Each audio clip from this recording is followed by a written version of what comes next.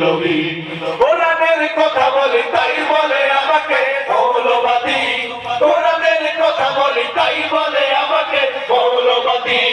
জিহাদের কথা বলি তাই বলে আমাকে জঙ্গিবাদী আমি বিদ্রোহী মৌলবাদী কেন জঙ্গিবাদী বিদ্রোহী বিপ্লবী মৌলবাদী কেন জঙ্গিবাদী জন্মের পরে কালে আজান কি দেয়নি